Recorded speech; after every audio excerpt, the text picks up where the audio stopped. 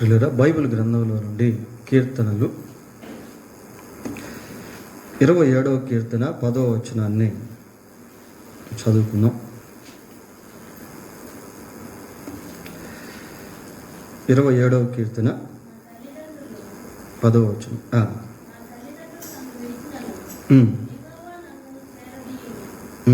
చాలా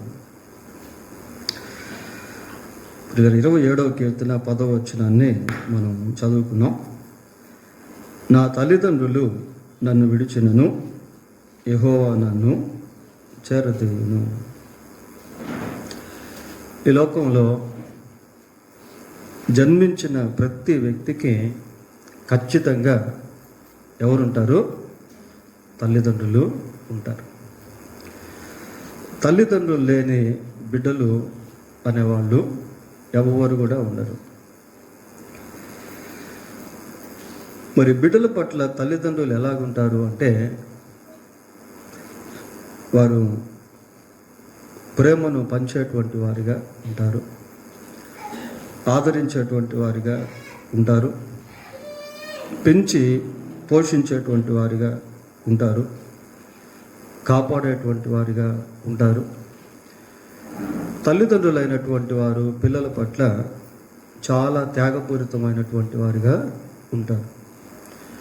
ఇంకా చెప్పాలి అంటే కొన్నిసార్లు పిల్లల కొరకు ప్రాణం పెట్టేటువంటి వారిగా కూడా ఉంటారు. తల్లిదండ్రుల యొక్క ప్రేమ అలాంటిది. అయితే ఈ రోజుల్లో పరిస్థితులను మనం గమనిస్తున్నప్పుడు ఎంతోమంది పిల్లలు దిక్కులేనటువంటి వారిగా, అనాథలైనటువంటి వారిగా ఉన్నారు. కారణం ఏంటి అంటే, తల్లిదండ్రులు చనిపోయారా? చనిపోలేదు. చనిపోకపోయినప్పటికీ ఎంతోమంది పిల్లలు ఆ రీతిగా ఉండడం అనేది మనం సమాజంలో చూస్తూ ఉన్నాం. కొద్దిమందికి వివాహం అవుతుంది, ఒక 2-3 సంవత్సరాలు కుటుంబ జీవితాన్ని కలిగి ఉంటారు. ఒక బాబో పాపో ఎవరో పుడతారు. భార్యాభర్తల మధ్య గొడవలు వచ్చి డైవర్స్ తీసుకొని విడిపోతారు. ఇప్పుడు ఆ పాప కానీ బాబు కానీ అనాథ అయిపోతుంది. తల్లి దగ్గర ఉంటే తండ్రి లేని బిడ్డగా, తండ్రి దగ్గర ఉంటే తల్లి లేని బిడ్డగా అనాథ అయిపోతుంది. తల్లి ఏమైనా చనిపోయిందా? లేదు, విడిపోయింది. ఇంకొన్ని దగ్గరలో భార్యాభర్తల సంబంధాన్ని కలిగి ఇంకెవరితోనో అక్రమ సంబంధం కలిగి జీవిస్తూ ఉంటారు. వారి పరిస్థితి ఎలాగుంటుంది అంటే, సపోజ్ భర్తకు అక్రమ సంబంధం ఉందనుకోండి, ఆ భార్యకు ఉన్నటువంటి కుమారుడు కానీ కుమార్తె కానీ తండ్రి లేనటువంటి వారిగా జీవిస్తారు.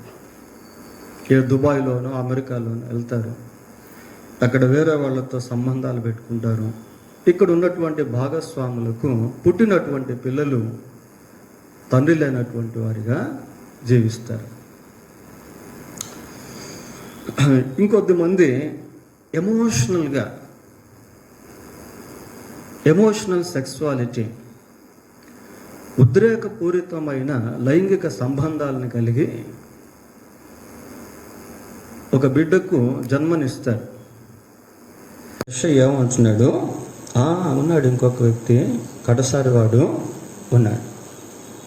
ఎక్కడున్నాడట? గొర్రెలను కాయచూ ఉన్నాడు. So David was forgotten. దావీదు మరువబడినటువంటి వాడిగా ఉన్నాడు.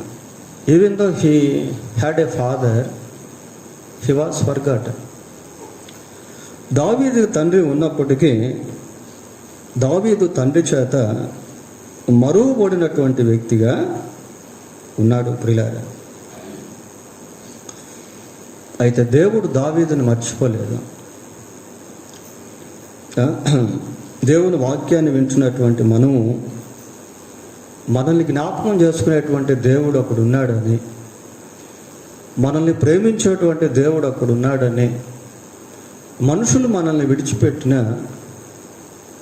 విడవ ఉన్నటువంటి దేవుడు ఒకడు ఉన్నాడని మనం ఎప్పుడు మర్చిపోకూడదు. దావీదును యెషయా మర్చిపోయాడు ప్రియులారా ఒక రకంగా, but God never forgot David. అయితే దేవుడు ఎప్పుడు కూడా దావీదుని మర్చిపోలేదు. అసలు ఈ కీర్తన మనం చదువుకున్నాం కదా, కీర్తన ఎవరు రాశారు? దావీదే రాశాడు. అంటున్నాడు ప్రియులారా, ఏమంటాడంటే, నా తల్లిదండ్రులు నన్ను విడిచినను యెహోవా నన్ను చేరదీరు. ఇదేదో పొయిటికల్ ఫామ్ కాదు, కావ్య రూపంగా రాసినటువంటిది కాదు ప్రియులారా. దావీదు దేవుని యొక్క కాపుదలను, ప్రేమను, భద్రతను, ఆదరణను, తోడును అనుభవించాడు. యెషయా మర్చిపోయాడు కానీ దేవుడు దావీదుని మర్చిపోలేదు. అన్నల దృష్టిలో దావీదు ఎలాగున్నాడు అంటే రిజెక్ట్ చేయబడినటువంటి వ్యక్తిగా ఉన్నాడు. అందుకే ఆ యుద్ధ సమయంలో అన్నలు అంటారు, ఏం బాబు ఎందుకు వచ్చావు ఇక్కడికి, నువ్వు యుద్ధం చూసేదానికే వచ్చావు కదా అని ఒక రకంగా రిజెక్షన్ ప్రియులారా. అయితే దావీదును దేవుడు చాలా హెచ్చించాడు. ఎందుకు దావీదును దేవుడు అంతగా హెచ్చించాడు అంటే, దావీదు హృదయంలో దేవుని పట్ల అంత బలమైనటువంటి విశ్వాసం అనేది ఉండేది. దేవుని పట్ల సంపూర్ణ విధేయత కలిగిన వ్యక్తిగా దావీదు ఉండేవాడు.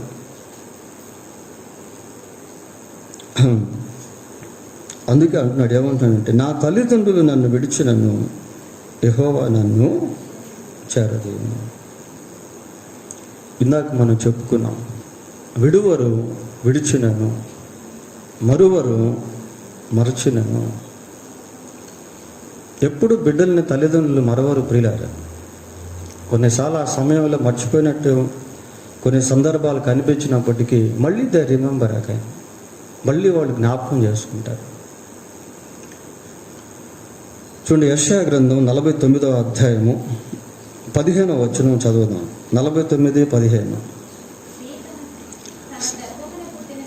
స్త్రీ తన గర్భమందు పుట్టిన బిడ్డను కరుణింపకుండా తన చంటి పిల్లను మరుచున వారైనా మరుచుదురు కానీ నేను నిన్ను మరువు. ఎటువంటి మాటలేవి? ఒకవేళ చంటి బిడ్డను ఆ తల్లి మరువదు, మరిచినా కానీ నేనైతే నిన్ను మరువు. వాళ్ళైనా కొన్నిసార్లు మర్చిపోవచ్చు. నిద్రపోతూ ఉన్నప్పుడు సమ్టైమ్స్ దే ఫర్గెట్, మర్చిపోతారు ప్రియులారా. అయితే ప్రభు అంటున్నాడు, వారైనా మరచుదురేమో కానీ నేను నిన్ను మరువను. 14వ వచనం కూడా చదవండి. అయితే సియోను యెహోవా నన్ను విడిచిపెట్టి ఉన్నాడు, ప్రభువు నన్ను మరిచి ఉన్నాడు అని అనుకొనుచున్నది. అవి మన తలంపులు ప్రియులారా. సియోను అంటే విశ్వాసులు, ప్రభువునందు విశ్వాసం ఉంచినటువంటి మనం కొన్నిసార్లు దేవుని విషయంలో ఏమనుకుంటాము అని అంటే, ఏమనుకుంటుందట సియోను, యెహోవా నన్ను విడిచిపెట్టి ఉన్నాడు, ప్రభువు నన్ను మరచి ఉన్నాడు. ఎందుకు అలాగ అనుకుంటుంది అంటే, సందర్భాలు అలా కొన్నిసార్లు అనుకునేటట్టుగా దారి తీస్తాయి. ప్రతికూలమైనటువంటి పరిస్థితులు కొన్నిసార్లు దేవుని విషయంలో అటువంటి తలంపులను మనలో కలిగిస్తాయి ప్రియులారా. యెహోవా నన్ను విడిచి ఉన్నాడు, ఏమనుకుంటున్నట్ట సియోను, యెహోవా నన్ను విడిచిపెట్టి ఉన్నాడు, నన్ను మర్చిపోయి ఉన్నాడు. మనం కూడా కొన్నిసార్లు అనుకుంటాం ప్రియులారా. కాబట్టి దేవుడు తన సాక్షాత్తు దేవుడే ఈ మాటలు మాట్లాడుతున్నాడు. 16వ వచనం కూడా చదవండి. చూడుము, నా అరచేతుల మీదనే నిన్ను చెక్కి ఉన్నాను. నా అరచేతుల మీదనే నిన్ను చెక్కి ఉన్నాను. చెక్కి ఉన్నాను అంటే చెదిరిపోనటువంటి విధంగా దేవుడు మనల్ని తన యందు ఉంచుకొని ఉన్నాడు ప్రియులారా. అరచేతుల్లో ఉన్నటువంటి రేఖలు ఎప్పుడు కూడా చనిపోయేంత వరకు ఉంటాయి.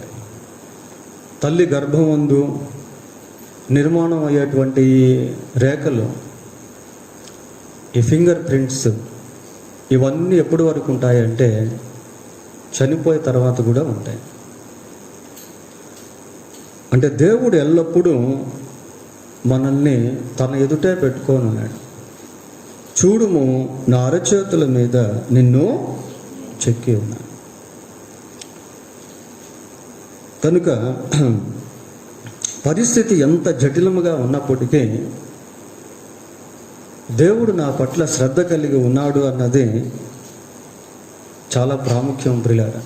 అటువంటి విశ్వాసము, అటువంటి తలంపులు, అటువంటి ఆలోచనలు మనకు చాలా అవసరం. యోహాను సువార్త 9వ అధ్యాయము 35వ వచనాన్ని చదువుకుందాం. పరిసయ్యులు వారిని వెలివేసిరని యేసు విని. చూడండి ప్రియులారా, పరిసయ్యులు వెలివేశారు. వెలివేయబడిన స్థితి మామూలు స్థితి కాదు. తల్లిదండ్రులు ఉన్నారు, కానీ తల్లిదండ్రులు లేనటువంటి విధంగా జీవించే పరిస్థితి.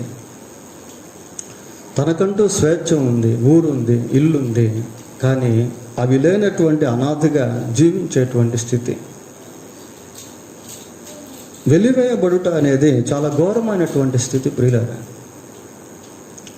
ఇంకెవరు కూడా అతనితో మాట్లాడేదానికి లేదు, ఇంకెవరు కూడా అతనికి సహాయం చేసేదానికి లేదు. ఒకవేళ సహాయం చేస్తే వాళ్ళను కూడా ఏం చేస్తారు? వెలివేస్తారు.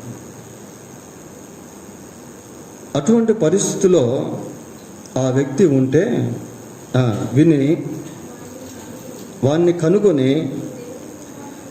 నీవు దేవుని కుమారుని యందు విశ్వాసం ఉంచుచున్నావా అని అడిగాను. అందుకు వాడు, ప్రభువా, నేను ఆయన యందు విశ్వాసం ఉంచుటకు ఆయన ఎవరని అడుగగా, యేసు, నీవు ఆయన చూచున్నావు, నీతో మాట్లాడుచున్నవాడు ఆయన. ప్రియులారా, నీతో మాట్లాడుచున్నవాడు ఆయనే. మనుషులు నీతో మాట్లాడకపోయినప్పటికీ, నిన్ను గురించి పట్టించుకోకపోయినప్పటికీ, నీకు సహాయం చేయకపోయినప్పటికీ, హియర్ ఐ యామ్, నేనున్నాను అన్నట్టు దేవుడు మాట్లాడుతున్నాడు. అతని జీవితంలో అతన్ని పరలోకానికి వారసుడిగా చేశాడు. ప్రియులారా, ఈ లోకంలో మనం ఎంతకాలం జీవించినా ఒకరోజు తప్పకుండా చనిపోవాలి. పోయిన ఆదివారం రాత్రి పరలోకపు తండ్రి అనే వర్తమానం మనం విన్నాం. ఆ తండ్రే శాశ్వతమైనటువంటి వాడు, ఆయన రాజ్యమే శాశ్వతమైనది. ఈ లోకంలో ఏమీ లేదు. గుడ్డివాడు చూపు నొందిన వాడుగా మారాడు, పాపి పరిశుద్ధుడిగా మారాడు, పరలోకానికి వారసుడయ్యాడు. వెలివేయబడుటలో కూడా దేవుని కార్యం అనేది జరుగుతుంది ప్రియులారా. ఎందుకు అంటే అతడు వెలివేయబడ్డ కారణం ఏంటి అంటే యేసు ప్రభువే. ఒక రకంగా చెప్పాలి అంటే, కొన్నిసార్లు మనుషులు మనల్ని ప్రభువును బట్టి నిందిస్తారు, ప్రభువును బట్టి వెలివేస్తారు. ఎంతోమంది మిషనరీలు అలాగ వెలివేయబడ్డారు ప్రియులారా. యేసు ప్రభువును నమ్ముకోవటం వల్ల తల్లిదండ్రులు వెలివేసినటువంటి విశ్వాసులు ఎంతోమంది ఉన్నారు.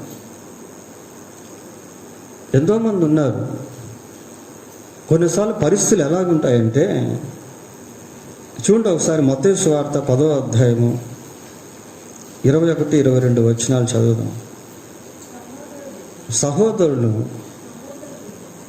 సహోదరుని తండ్రి కుమారుని మరణమునకు అప్పగించదు. ఎవరట కుమారుని మరణంకి అప్పగించేది? తండ్రే ప్రియులారా. తండ్రి కుమారుని మరణమునకు అప్పగించదు. For sake of Jesus Christ, యేసుక్రీస్తు నిమిత్తము. ఇంకా చదవండి, నెక్స్ట్ వచనం కూడా.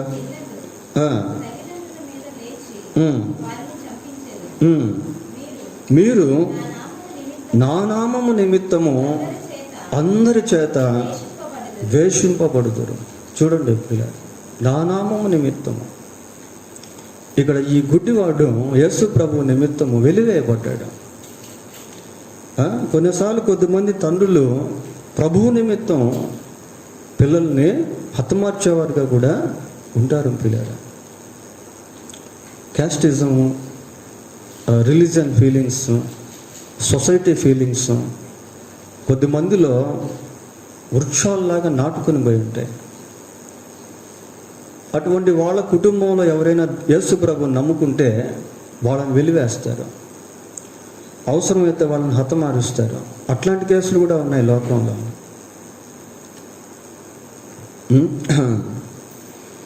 అయితే దావీదు అంటున్నాడు, ఏమంటున్నాడంటే, నా తల్లిదండ్రులు నన్ను విడిచినను యెహోవా నన్ను చేరదీయును. నా తల్లిదండ్రులు ఒకవేళ నన్ను విడిచిపెట్టినా యెహోవా నన్ను చేరదీయను. ప్రియులారా, దేవుని యందు విశ్వాసం ఉంచినటువంటి వారు ఎప్పుడు అనాథులు కారు. వారు ఎప్పుడు ఒంటరి వాళ్ళు కాదు. ఎందుకు అంటే దేవుడు ఎప్పుడు ఉండేటువంటి వాడు. 31వ కీర్తన 23వ వచనం చదవండి. 31వ కీర్తన.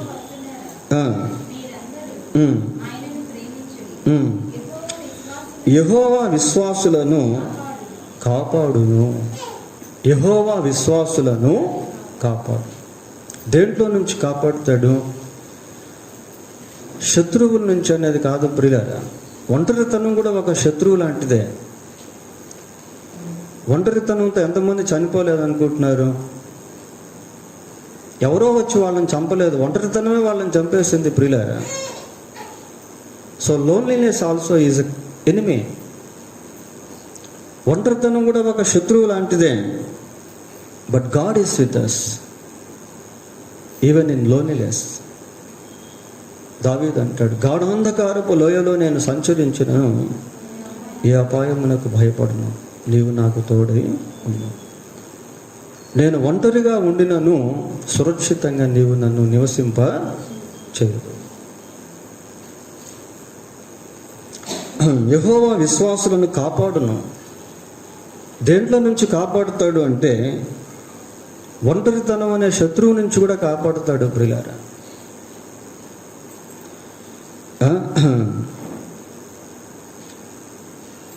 తర్వాత యోహాను సువార్త 14వ అధ్యాయము 18వ వచనం చూడండి. 14-18.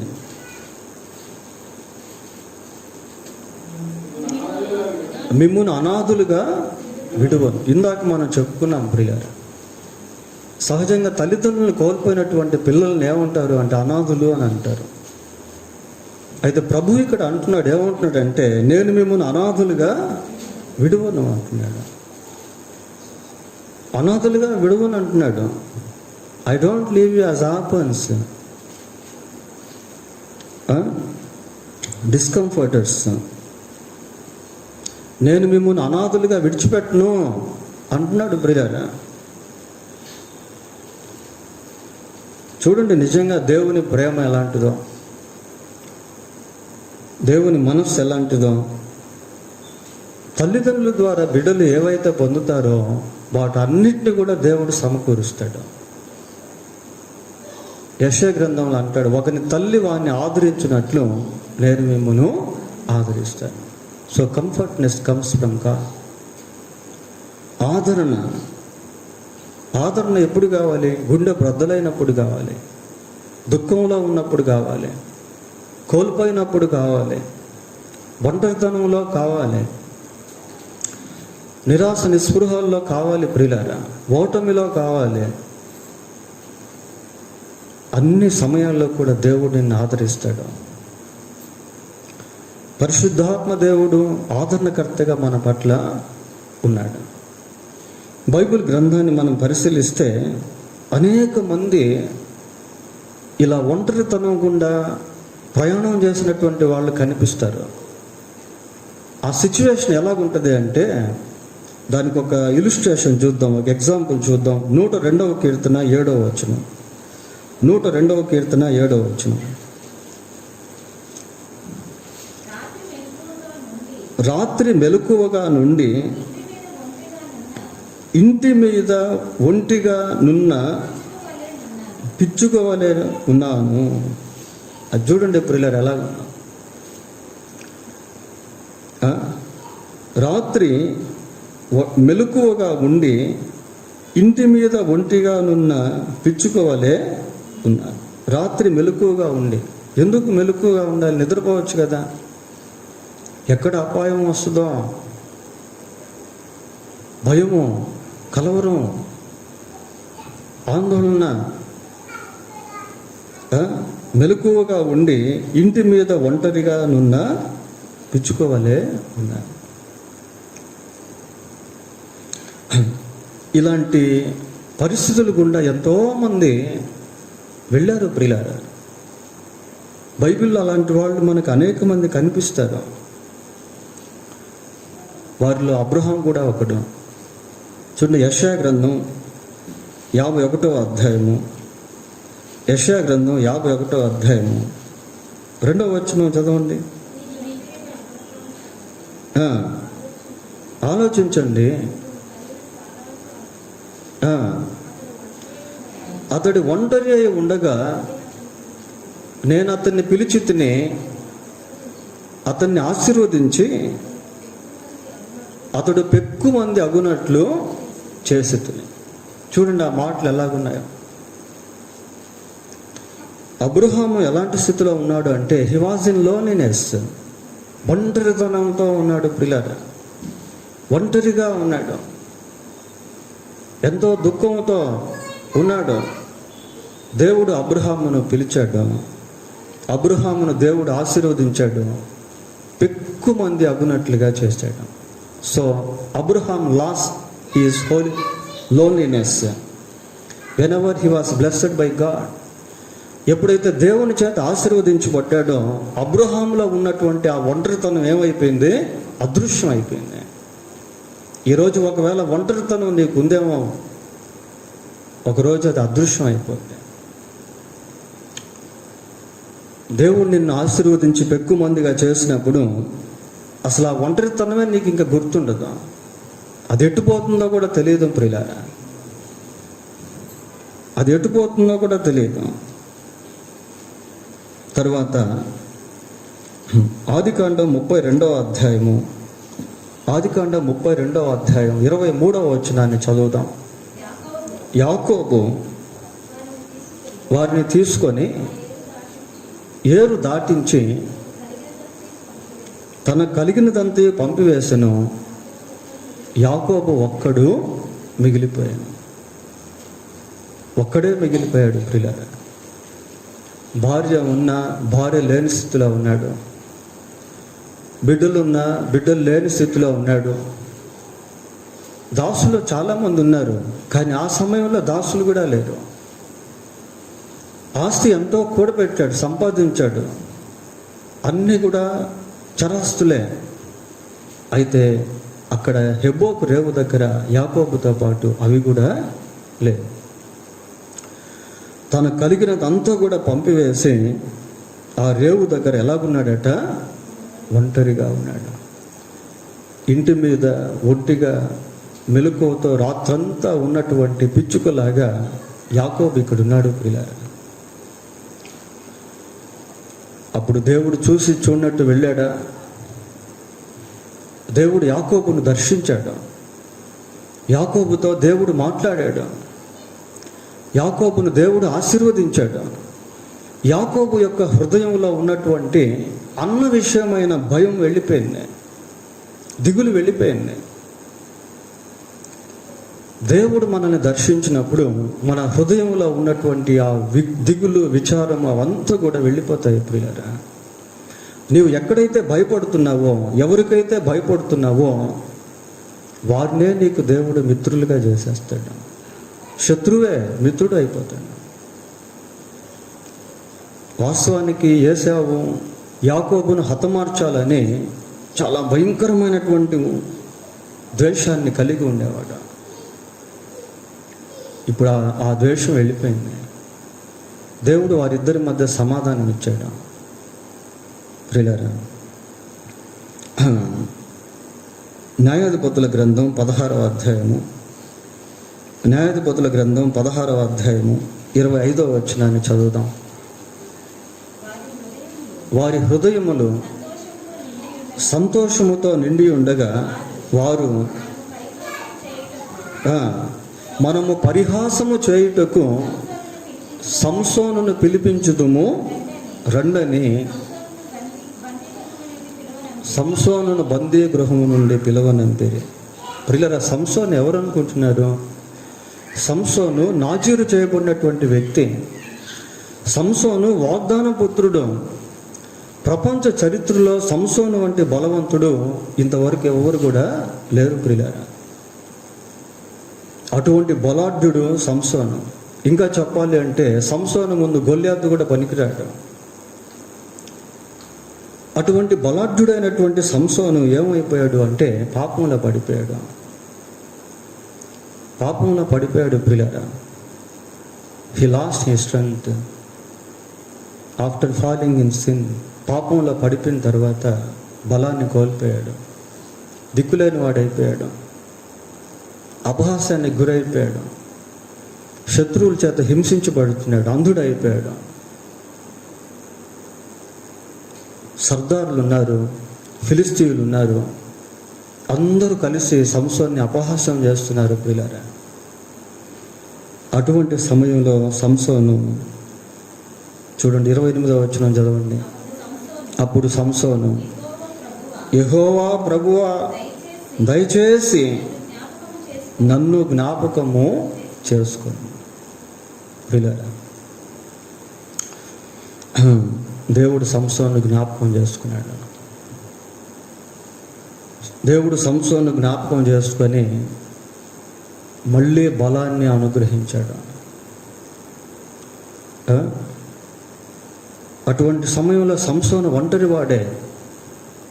అయితే ప్రార్థన చేసినప్పుడు తాను కోల్పోయినటువంటి దాన్ని దేవుడు తిరిగి సంసోనుకు ఇచ్చాడు.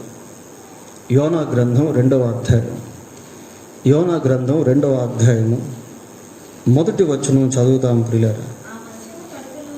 ఆ మత్స్యము కడుపులో నుండి యోనా యెహోవాను ఇలాగూ ప్రార్థించాను. ఎక్కడి నుంచి ప్రార్థన చేస్తున్నాడు యోనా? మత్స్యము కడుపులో ప్రియులారా. ఒంటరిగా ఉన్నాడు. ఒక రకంగా చెప్పాలి అంటే మరణపు పరిధిలో ఉన్నాడు. ఆ తిమింగళము నీళ్లు తాగిన, ఆహారం తీసుకున్న యోనా తిమింగళపు గర్భంలోనే చనిపోతాడు. అటువంటి సమయంలో, ప్రతికూలమైనటువంటి సమయంలో యోనాను దేవుడు కాపాడుతా ఉన్నాడు. సముద్రం అదే నాచు అడుగు భాగంలోకి వెళ్ళిపోయింది. తిమింగళాలు పైన ఉండవు ప్రియులారా. సముద్రపు లోతుల్లో అవి జీవనాన్ని సాగిస్తాయి. అటువంటి పాతాళ అగాధ సంబంధమైనటువంటి స్థితిలో యోనా ఒక్కడే మిగిలి ప్రార్థన చేస్తున్నాడు. ప్రియులారా, మనం ఎక్కడ ప్రార్థన చేసినా దేవుడు అక్కడ మనకు జవాబిస్తాడు. మనం దాన్ని ఎప్పుడు మర్చిపోకూడదు. ఎటువంటి స్థలంలో, ఎటువంటి పరిస్థితుల్లో, ఎటువంటి స్థితి గుండా మనం వెళ్తూ ఉన్నప్పటికీ, నిరాశ నిస్పృహల గుండా వెళ్తూ ఉన్నప్పటికీ, నిరీక్షణ లేనటువంటి స్థితిలో ఉన్నప్పటికీ అక్కడ కూడా ప్రార్థన చేసేటువంటి అవకాశాన్ని దేవుడు మనకిచ్చాడు. యెహోవా నీతిమంతులను కాపాడును. యోనాను దేవుడు కాపాడాడు ప్రియులారా.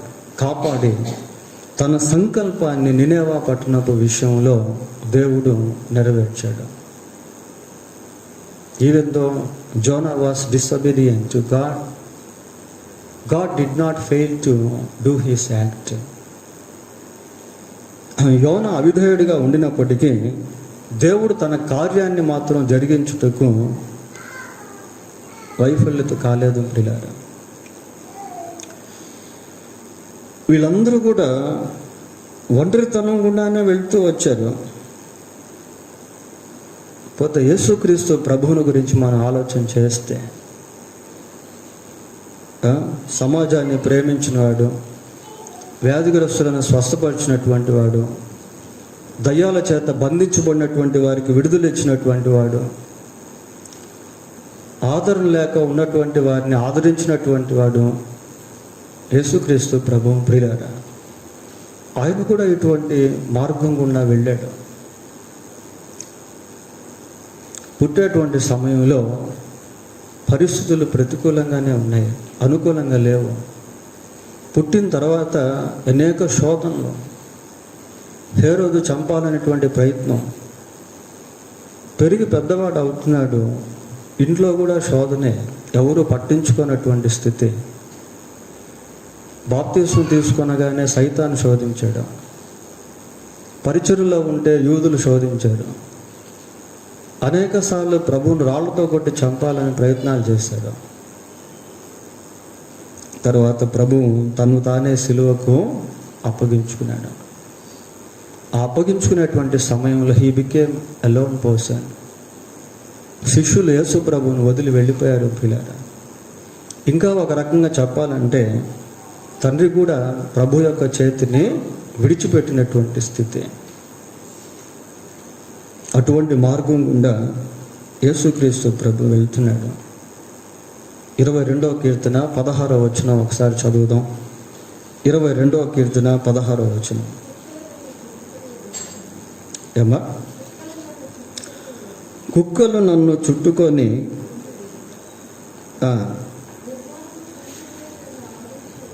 దుర్మార్గులు గుంపు కూడి నన్ను ఆవరించి ఉన్నాను. చూడండి ఎలాగుంది. కుక్కలు నన్ను చుట్టుకొని ఉన్నవి, దుర్మార్గులు గుంపు కూడి నన్ను ఆవరించి ఉన్నారు. సిలువ సమయం ప్రియులారా, కాళ్ళు చేతులకు మేకులు కొట్టిన సమయం, తలకు ముళ్ళ కిరీటం పెట్టినటువంటి సమయం, వస్త్రాలు పంచుకునేటువంటి సమయం, అపహాస్యానికి గురవుతున్నటువంటి సమయం. దుర్మార్గులు ఎలాగున్నారు అంటే ఆవరించి. ఆవరించుట అనే మాట మనం ఎప్పుడు వాడుతాము అని అంటే, ఒక పొగలో నుంచి మనం వెళ్తున్నాం అనుకోండి, ఆ పొగ చుట్టూ కూడా ఎలాగుంటుంది? ఆవరించినట్టుగా ఉంటుంది. మంచులో పడి వెళ్తూ ఉంటే మంచు చుట్టూ ఆవరించినట్టుగా ఉంటుంది. ప్రియ అంటే ప్రభువు అటువంటి మార్గం గుండా వెళ్తా ఉన్నాడు. ఎవ్వరు కూడా ఆయనకు సహాయం చేసేటువంటి వాళ్ళు ఆ సమయంలో లేదు. కింద తల్లి ఉంది, పక్కనే శిష్యుడు ఉన్నాడు, ప్రభువుకు సపోర్ట్ చేస్తున్నటువంటి కుడివైపున దొంగ కూడా ఉన్నాడు. అయినా కూడా ఎవరు ఆయనకు సహాయం చేయలేనటువంటి స్థితి. అటువంటి మార్గం గుండా యేసుక్రీస్తు ప్రభు వెళ్ళాడు. ప్రియులారా, కాబట్టి ప్రభువుకి దాహం అంటే ఏంటో తెలుసు, ఆకలి అంటే ఏంటో తెలుసు, ఒంటరితనం అంటే ఏంటో తెలుసు, దెబ్బ యొక్క బాధ ఏంటో తెలుసు, వేదన ఏంటో తెలుసు. అవన్నీ కూడా ఆయన అనుభవించాడు ప్రియులారా. చివరికి మరణించాడు. మరణించినటువంటి ప్రభువు మరణించినటువంటి స్థితిలోనే లేడు, 3వ రోజు తిరిగి లేచాడు. కనుక పరిస్థితి ప్రారంభంలో ఎలాగున్నప్పటికీ చివరికి వచ్చేసరికి విజయం మందే అవుతుంది ప్రియులారా. ఎందుకు అంటే మన ప్రభువు విజయశీలుడిగా తిరిగి లేచాడు. ఆయన ఒక మాట చెప్పాడు, ఆ మాట చూసి మనం ముగిద్దాం. యోహాను సువార్త 16వ అధ్యాయము 32వ వచనాన్ని చదువుదాం. 16వ అధ్యాయం 32వ వచనం. ఇదిగో మీలో ప్రతి వాడును ఎవరింటికి వారు చెదిరిపోయి నన్ను ఒంటరిగా విడిచిపెట్టు గడియ వచ్చే ఉన్నది. అయితే తండ్రి నాతో ఉన్నాడు కనుక నేను ఒంటరి వాడను కా. మీలో అందరూ నన్ను విడిచిపెట్టేస్తారు, ఆ క్షణం వచ్చింది. అయితే తండ్రి నాతో ఉన్నాడు కనుక నేను ఒంటరి వాడను కాను అంటున్నాడు పిల్లాడు. ఇదే మాట మనం కూడా అన్వయించుకోవాలి. యేసుప్రభు ఒక మాట అన్నాడు. ఏమన్నాడంటే, ఇదిగో యుగ సమాప్తి వరకు సదాకాలం నేను మీతో కూడా ఉన్నాను అని చెప్పాను. ఇంకా దేవుడు ఒక మాట అన్నాడు, అది కూడా ఒకసారి చూడండి ముగింపులో. హెబ్రీ పత్రిక చాలా ప్రాముఖ్యమైనటువంటి మాట. హెబ్రీ పత్రిక 13వ అధ్యాయం 6వ వచనం చదువుకున్నాం. కాబట్టి ప్రభువు నాకు సహాయుడు, నేను భయపడను. 5వ వచనం చూడండి ఒకసారి.